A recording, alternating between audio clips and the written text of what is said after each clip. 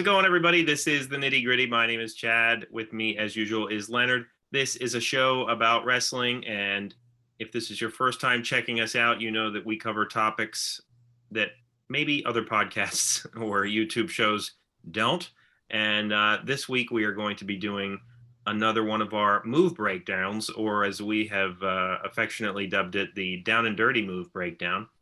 And basically, what we do here is we take one maneuver and we put all of the variations of said maneuver into brackets and then have a tournament of sorts where Leonard and I vote on which one we think should be the winner of said bracket. And it goes on until the finals and we declare the ultimate version of that move. And I'm excited for this week, not just because I chose it, but we are doing Powerbombs. So it should be a lot of fun. And this week, Leonard, I hadn't gotten a chance to tell you this, but I figured if we differ on one, we'll just use our trusty random generator website to quickly determine who should move on. That way, nobody can get angry. What do you think? That'll be fun. That will be fine. That's a great way to do it. All right. So let's get moving with the first bracket. Now, what do we have here, Leonard? We have, I believe, 16? 16. We usually try to do 16 if we can. So there's going to be several versions of the power bomb not represented here, right, of course. And if we don't talk about one that you like, feel free to mention it in the comments. Right. And I would also like to mention I'm drinking out of our WrestleFest glass tonight. Yep, I have mine as well. That's from Skeeter's Glassware, and please check out his website. I don't know how much longer he's going to be doing it. And unfortunately, in the craft glassware game, people get in and out. It's at a rather rapid pace. I like a lot of his work, and definitely check out his website if you get a chance. And I guess we should go over a little bit of background. We can. And while you look that up, I will say tonight I'm drinking orange juice and pineapple rum, which is called a hex key. Nice. I just made that up. Okay. Well, because vodka and orange juice is a screwdriver, so I named a different type of screwdriver. There you go. And I explained the joke, and now it's just terrible. That's all right. We appreciate the effort. So we are doing power bombs, as I said. Yes. And this is a professional wrestling maneuver in which an opponent is lifted, usually so that they are sitting on the wrestler's shoulders, and then slam back first down to the mat. The standard power bomb sees an opponent first placed in a standing head scissors position, bent forward with their head placed between the attacking wrestler's thighs. The opponent is then lifted on the wrestler's shoulders and slammed down back first onto the mat. A prawn hold is commonly used for a pinning power bomb. Power bombs are sometimes used in mixed martial arts competitions when a fighter attempts to slam another fighter who has him trapped in a triangle choke. And in professional wrestling, it's also obviously used by a bigger wrestler as a counter to an attempted Hurricane Rana by a smaller wrestler. While it was associated with the super heavyweight wrestlers, the move was invented by Lou Thesz. So, on that note, Leonard, why don't you get to our first bracket of Powerbomb? Sure. So bracket one is usually the basic versions of the moves when we talk about them. So we have the Ganzo Bomb, also known as the Kawada Driver or Hollow Point, which is the original version created by Lou Thesz, as mentioned. The Release or Jackknife Power Bomb, the Elevated Power Bomb or Last Ride, and the Sit-Out Power Bomb or Alpha Bomb as well. So the Ganzo Bomb, which is the original version, as we said, is very dangerous, and you don't see that often here in the United States.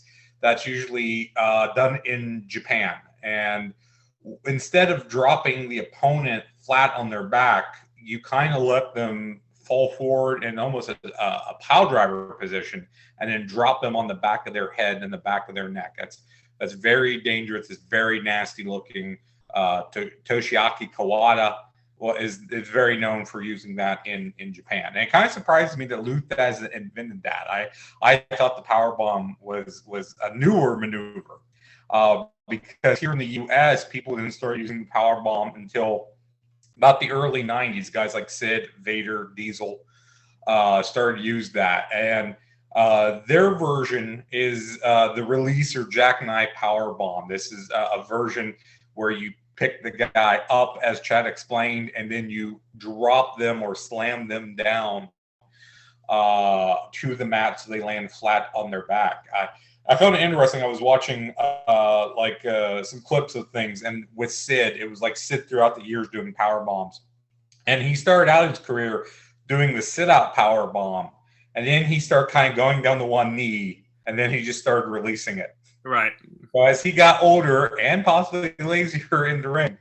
And then the sit-out power bomb, which I mentioned, that's what a lot of people, I think, especially in the U.S., consider to be the standard version of the power bomb. That is where you are going down with your opponent as you slam them on their back. A lot of different guys use this version, particularly a lot of smaller guys. We mentioned the power bomb is considered to be a power man move, but a lot of smaller guys seem to use the sit-out version and some of the different versions we're going to talk about. The release version is really the big guy move.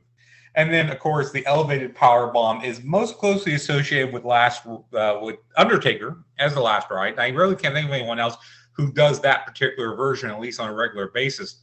And here, Taker would not only get them up into that position that we talked about, the up position, but would lift them up to his face or even up over his head, kind of depends on how big the guy was, and would then slam them down from there. It always looked really cool when Taker did it because he's so tall, you're getting a lot of height on it.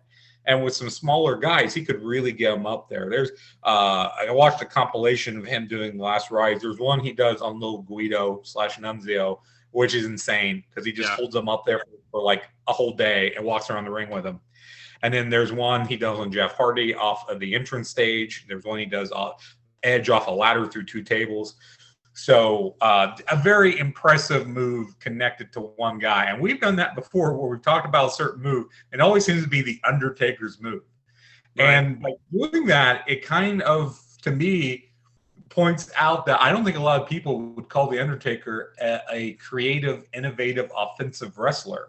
But he has a lot of moves that are very specific to him, at least ones that other people don't do on a regular basis. He was underrated in adapting his style as his character also changed throughout the years. When he went to the biker character, he adapted his style to more of an MMA influence, which is what he was into at the time. And the last ride is a perfect name for his character at the time as far as the move goes. So Leonard, what is your choice here? Well, I am very tied between the sit-out version and the release version. The elevated version, I think, is too tied to Undertaker to move on. The Ganzo Bomb is too dangerous. I wouldn't want that to move on. So between those two, I'm really, really tied. I think I would give the slight edge to the release version because that's the version that I think I first became familiar with Sid, with Vader, with Diesel. It's the one that the big guys do. It looks impressive. I give it a slight edge. All right. Well, so the release / jackknife powerbomb, and they're kind of associated together. You really can't find, when you look it up on Wikipedia, they will talk about how Kevin Nash called his move the jackknife powerbomb, but it's really a release powerbomb. The two are different, but if you look up the difference between the two, you're not going to find like a jackknife powerbomb. Yeah, the jackknife more, he kind of released the person out to the side as opposed to right in front of them, and because of that side lift, the person would kind of torque up a little, almost, named for Diesel was I'm not sure if Diesel was supposed to be a truck driver or the embodiment of just a Mack truck, like a living truck. I assumed it was the latter, but then again, I wasn't in the creative room. Yeah, so a semi, when the cab and the trailer, kind of they turn there at the junction, and I know I'm probably not using the right words. That's called a jackknife. So when Right. Diesel gets the guy up and they're kind of bent, that's similar to a jackknife. That's where I'm guessing the name came from, jackknife. Well, and let me just give a couple thoughts here on the other ones. So, well, let's start with the jackknife. So, I'm actually have never been a big fan of the jackknife powerbomb because, and you had talked about how the Gonzo bomb looks dangerous and is dangerous if you don't do it correctly, which is absolutely true. In my opinion, the release powerbomb has always been one of the most dangerous moves in wrestling because, and we alluded to it with Sid being lazy. Kevin Nash certainly fits into this category at certain points of his career. They did it, in my opinion, in a very lazy way, in ways that looked like it was legitimately hurting guys because they would just let them go. And I mean, my gosh, the clip of Kevin Nash trying to powerbomb the Giant back in WCW is, legendary among wrestling fans because he doesn't do it. He just drops him on his head. Which I guess maybe you can't say Kevin Nash was trying to do a Gonzo bomb because that's not what he was trying to do. He was trying to do a legit power bomb and he wasn't doing it. So I've never been a big fan of that one for that reason. The elevated power bomb, the last ride, I've always liked it a lot. The Undertaker makes it look so great when he does it. And the only reason I wouldn't be voting for it here is because if I'm really getting down to details, the last ride has always been really easy to counter. Like when the guy gets lifted up, it's so easy for him to kind of wiggle his way out or, go back to the sunset flip or something. So if I'm really carping over details, because I love the move, I think it's great. The sit out power bomb is your basic version of the move.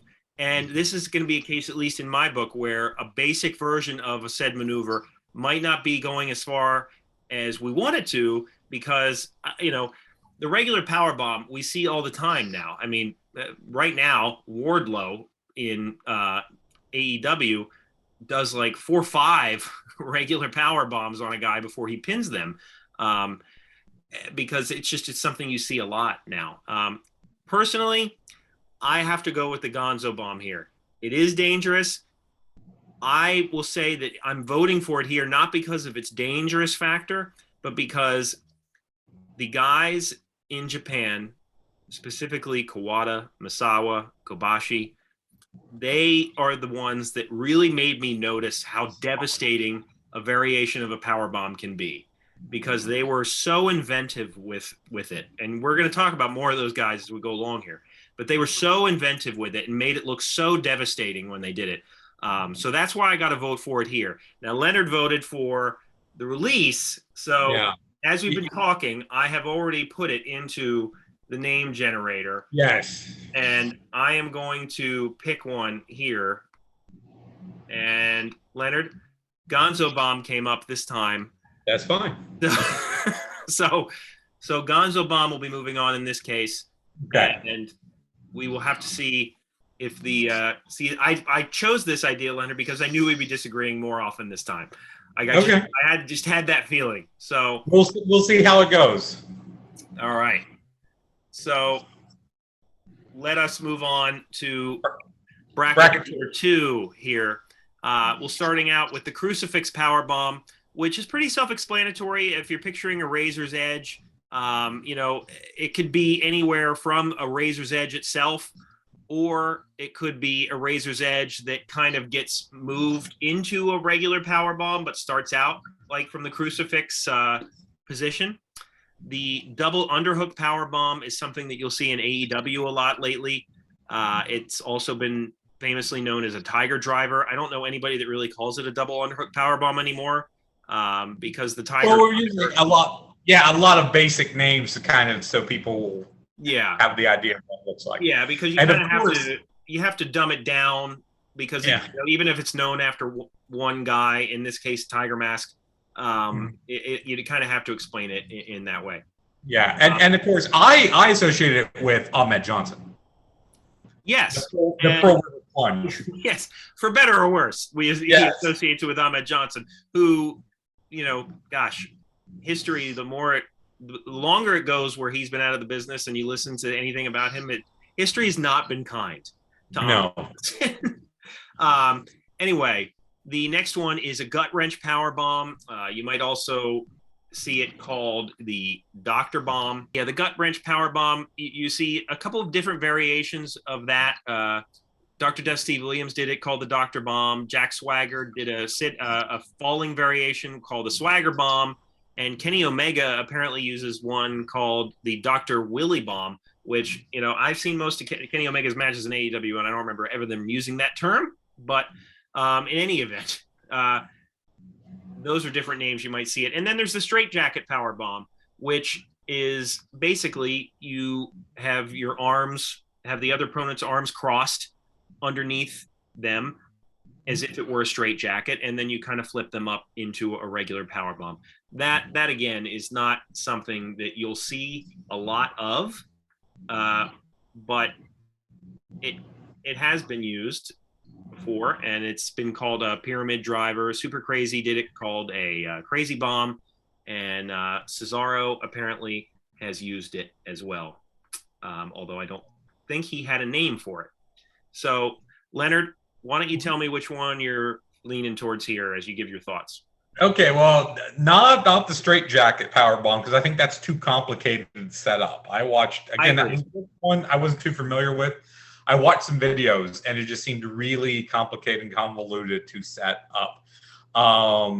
The double underhook and the gut wrench are very similar. It's just the setup is different. Instead of taking the guy from straight between the legs, you're doing it as a butterfly, or you're doing it as a gut wrench. And I love Dr. Death Steve Williams's version of that. Dr. Death is, again, another underrated guy, I think. Absolutely. Because, if you watch his Japanese stuff especially, but then if you watch the WCW stuff, he had very good matches there. I think it's the WWE version of Dr. Death that, which unfortunately is the one that a lot of people probably have in their head. Right. And it's just, he kind of got, as we get off on a tangent here, he kind of got shafted when the UWF moved to the WCW territory, when that got bought out. And then when he went to WWF, everybody wanted, back when, Mid-South got sold, everybody wanted to see Flair and Dr. Death. Well, a lot of people anyway. And that didn't happen. At least not in the way that everybody was hoping it would. And then in WWF, it was just, he was past his prime. But yeah, definitely underrated. Absolutely check out his stuff. So. Yeah. So my favorite in this bracket would be the Crucifix Powerbomb. Again, I'm most familiar with the Razor's Edge version of that, also known as the Outsider's Edge or the Diamond Death Drop. Much like the last ride, different guys use this move, but we pretty much associated with one guy. I know Sheamus also uses this. I believe the Celtic Cross. Isn't that what Sheamus calls it, I think? Yep. But there's something just the way, especially that Hall would hit it. And when other guys did it, it just didn't quite hit the same. But still, I think it looks very cool. It's a very interesting variation on the standard version, because everything is about the same aside from that middle portion. Instead of just going straight up, as you're going up on the guy's back in the crucifix position, it just looks really cool. So my vote here would be the Crucifix Powerbomb.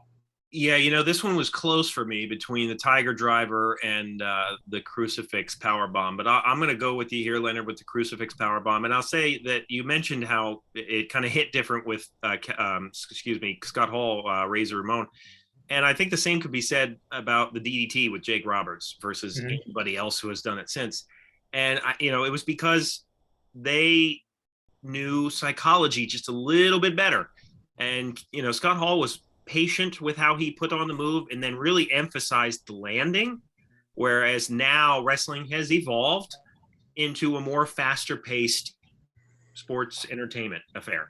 So when guys do it now, it's just faster. There's not really an emphasis on how long it took to get that move set up or to get the opponent, broken down to put it on. So, but yeah, the Tiger Driver, though, is great. Different variations of the Tiger Driver out there, too, if you really want to get into those details. It always gets a reaction when somebody does the Tiger Driver in a really prominent way.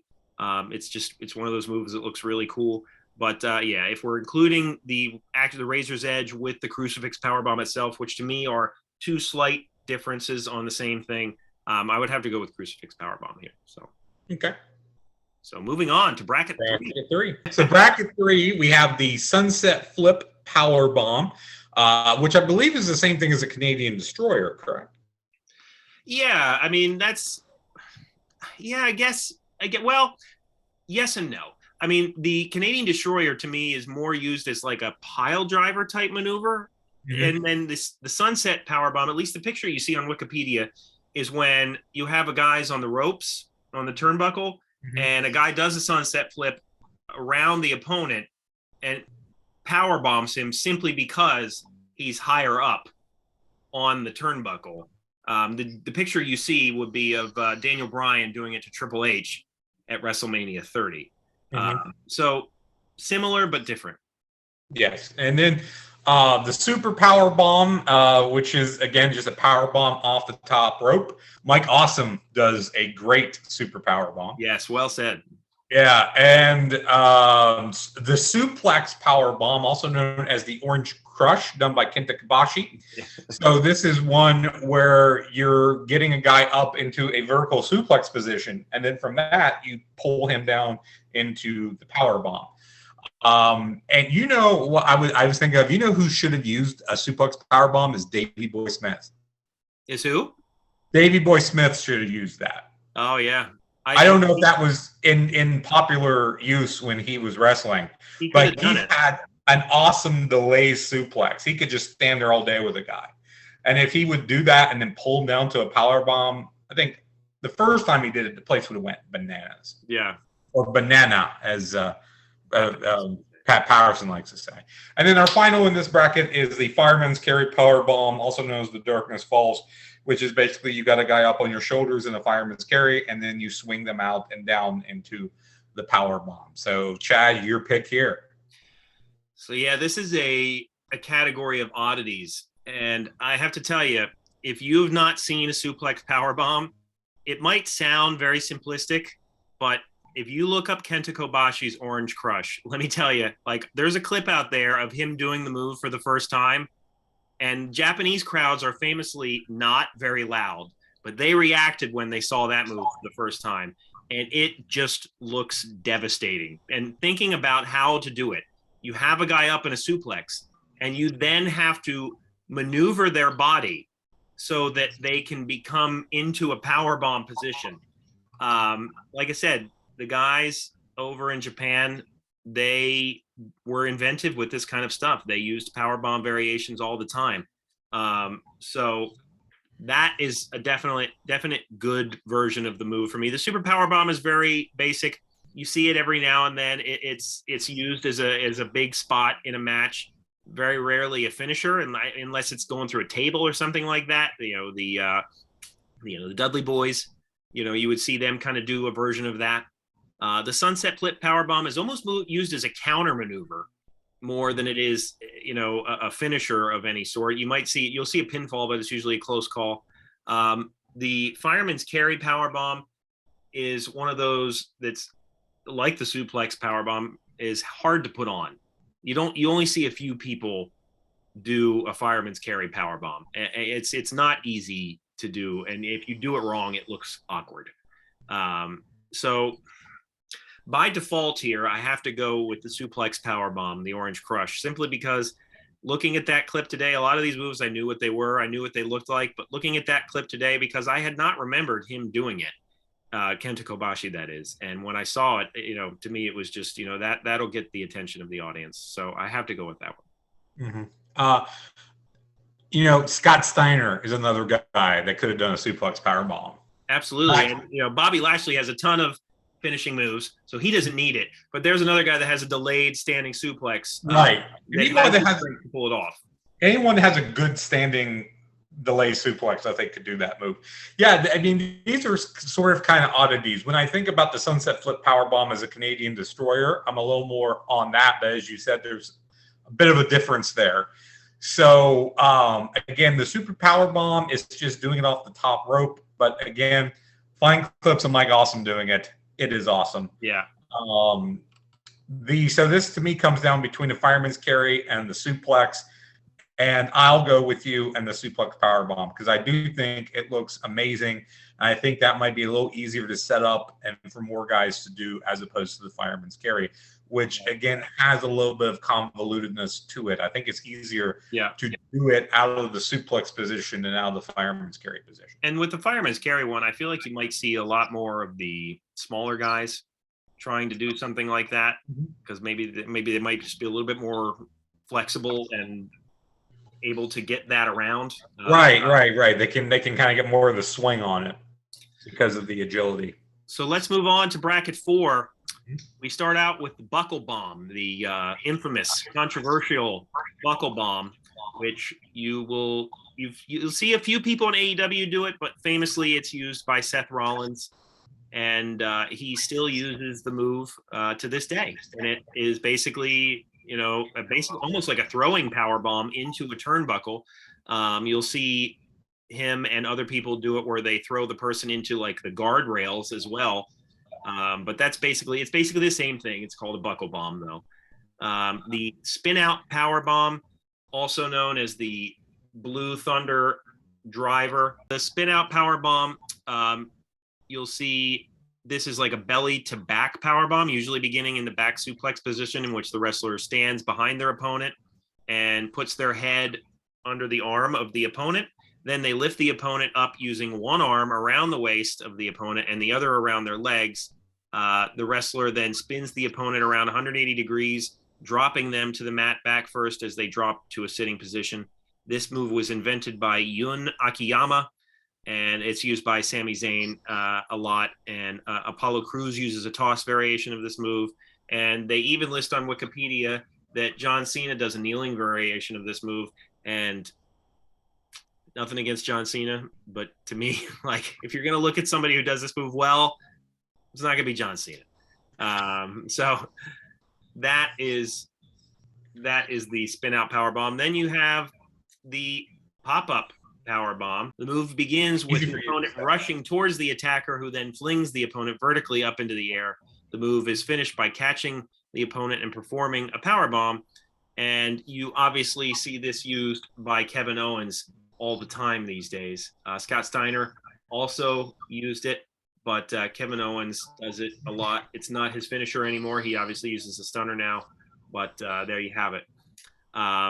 The inverted power bomb is basically the person kind of starts out in the reverse. Like you might grab them by the stomach and kind of flip them up onto their back and then whip them back down onto their stomach as opposed to their back. And you used to see Ron Simmons do this sometimes. It was called the Dominator. He didn't use the move nearly as much as I would have preferred back then. I always thought it looked really cool, this move, if I'm being honest. But, the guys that had this move, for whatever reason, you didn't see it used all the time. But that is that bracket. So, Leonard, which way you leaning? Well, also Bobby Lashley uses a Dominator along with the 87,000 moves that he has. I always thought it was more like an inverted power slam, but I watched videos of Simmons do it, and it does look more like an inverted power bomb. The way he sets it up and the way he puts the guy down feels more like an inverted power bomb. I think it looks really cool. I would agree with that. The other three are just kind of odd variations. The Buckle Bomb, I've heard, is also another dangerous one because it's very easy to hurt the back of your head or your neck because you don't really have any control how the guy's throwing you. The Blue Thunder Driver, the spin out one, I really like the way Sami Zayn does it. I think it's a very cool thing. Again, that's another one that I think could be convoluted, but especially the way Sami does it, there's so much flow to it that it looks good. It looks good the way he does it. The pop-up one is again, I think that's one, Kevin Owens seems to do it 87,000 times in every match. Yeah. And I kind of like, and I think it kind of loses, and that's kind of a lazy man's power bomb too, if you think about it, because it's basically the guy just jumping into you and you just kind of tossing them down. When he did it in NXT, it looked really cool because you hadn't seen it that often, and like he would actually hit the move in NXT. Now, whenever you see him try that move, somebody inevitably just counters it. Like, so you'll hardly ever see him successfully do it. And when he's facing a guy bigger than him, it's really hard to make that move look realistic. Yeah. You know, you could argue me a different way, but I'm gonna go with the Dominator because I think, as you said, I think it looks cool when done well. It's something guys like Simmons and Lashley should use more, and I like the idea that it is a power bomb, but it's just the reverse of it. It's just doing it in a different manner in a different way. So I'm going to go Dominator. Yeah, I'll agree with you here. I'll go with the inverted power bomb as well. And as much as I would like to use the spin out power bomb, the Blue Thunder driver, like I could go with a lot of the Japanese invented variations of the power bomb here. And again, Yun Akiyama, a lot of great stuff out there if you want to check his matches out. That is, again, it's a close second for me, but I just think that the Dominator is underutilized. And you see it used by Lashley and, going back Ron Simmons. But I really think that move can look powerful and look really devastating when used by the proper opponent. So I'll go with that one. And that means we're moving to the semifinals, Leonard. Mm-hmm. And I'm anxious to see which way you lean here, although I guess I could probably guess. So in our first semifinal match, we have the Gonzo Bomb versus the Crucifix Powerbomb. So I'm going to go Crucifix. Again, I'm not a big fan of the Ganzo Bomb. I love, especially if we're throwing in the Razor's Edge version, I love the way that looks. So I'm going Crucifix.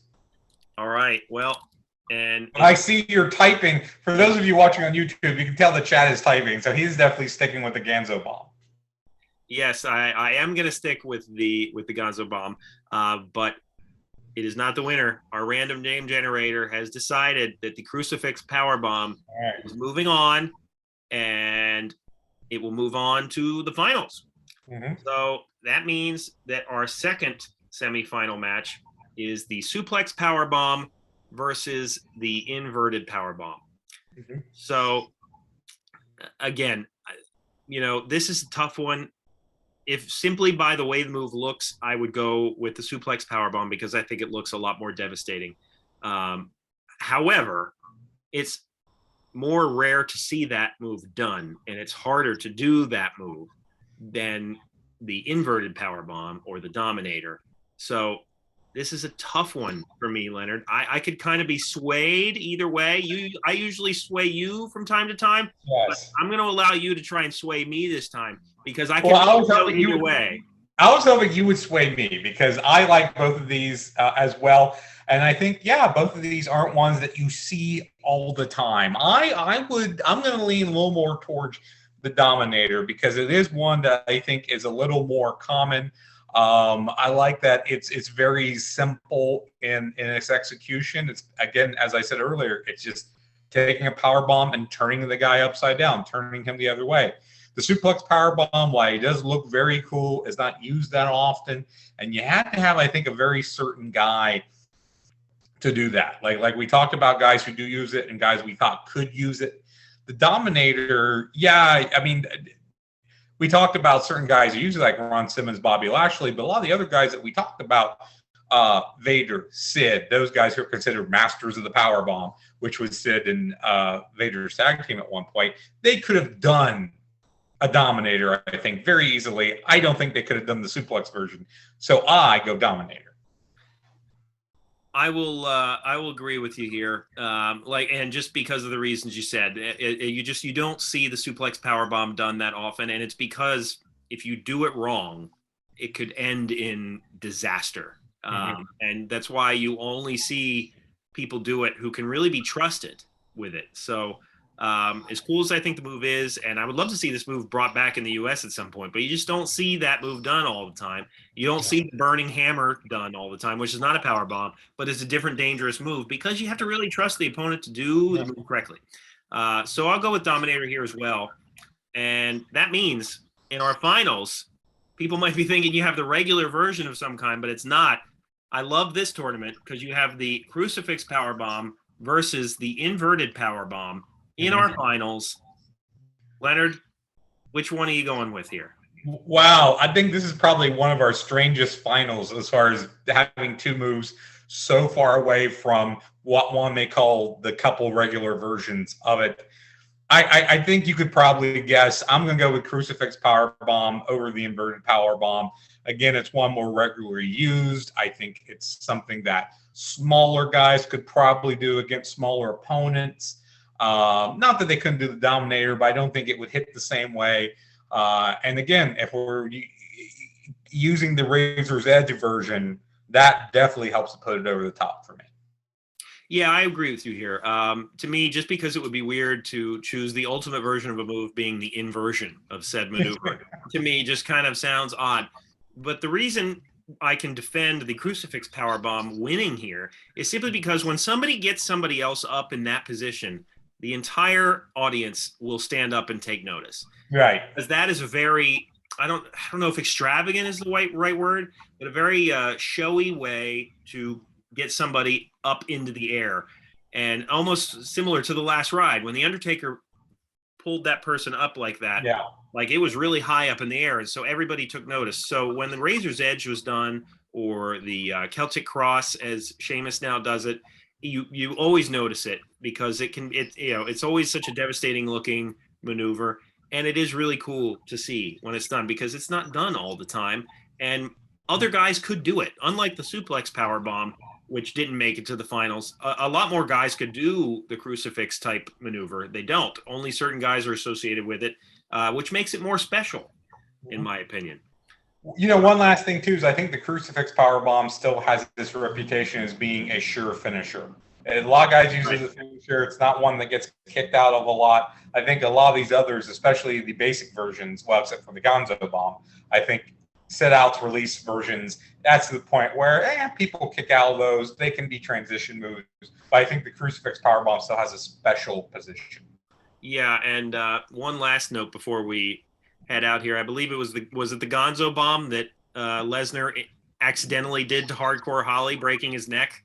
Yeah, yes. Which I don't know if it was a Gonzo Bomb. I keep saying Gonzo. It's Ganzo or whatever. The G Bomb. I don't think he did that. I don't think he did it on purpose. I think that's just the way it wound up. It's the way it wound up.